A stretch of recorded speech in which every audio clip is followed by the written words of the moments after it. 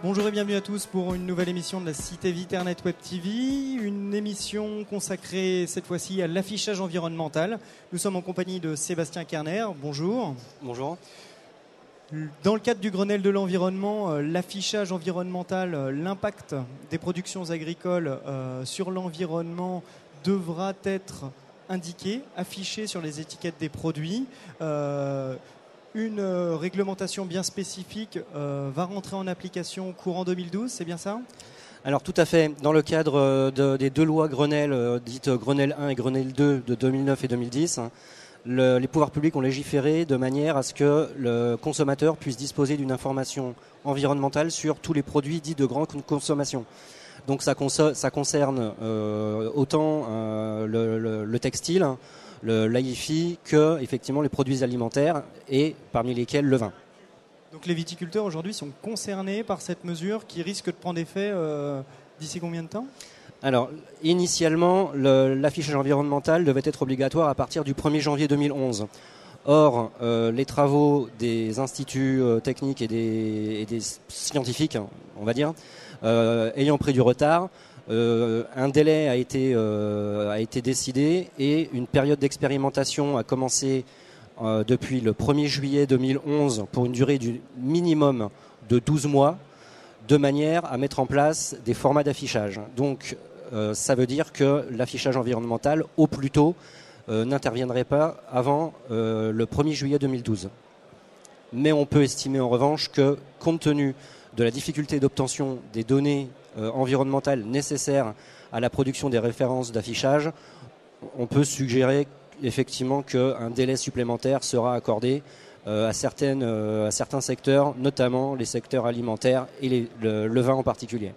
Parce que là, aujourd'hui, vous n'êtes pas en mesure de fournir les référentiels qui permettraient de calculer les impacts de la production sur l'environnement. Alors, effectivement, à l'heure actuelle, nous sommes en train de travailler dans le cadre de différents programmes de recherche sur la production d'outils permettant l'obtention de ces fameuses références. Donc, les choix méthodologiques ayant été beaucoup plus complexes que prévu à mettre en place, des délais complémentaires ont été nécessaires. Donc nos filières alimentaires et le vin en particulier bénéficieront vraisemblablement d'un délai. Alors quels sont les critères qui devront être affichés sur les emballages ? Alors les pouvoirs publics ont créé différents groupes sectoriels de produits. Les produits viniques appartiennent aux produits alimentaires et produits pour animaux domestiques. Et en conséquence, les critères pertinents qui ont été sélectionnés sont l'impact effet de serre de la production du vin. Donc le CO2 ? Le CO2, les émissions de CO2 de manière générale.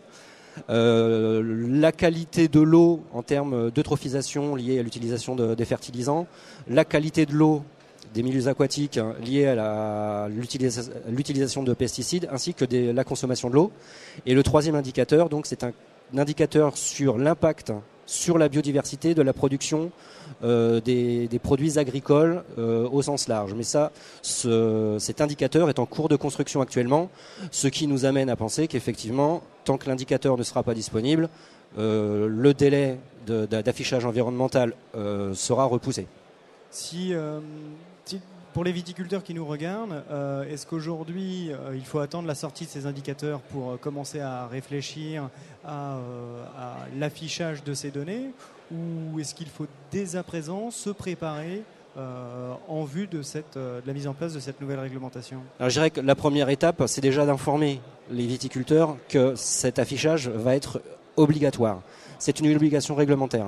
C'est la raison pour laquelle nous travaillons énormément sur la communication de cet affichage, de ce futur affichage environnemental obligatoire, et qu'en parallèle, nous communiquons sur l'avancée de nos travaux de manière à ce que le viticulteur, à la date fatidique, puisse disposer dans des délais raisonnables de l'ensemble des outils, c'est-à-dire des bases de données, des outils informatiques type extranet, qui permettront en quelques clics de produire les références environnementales nécessaires.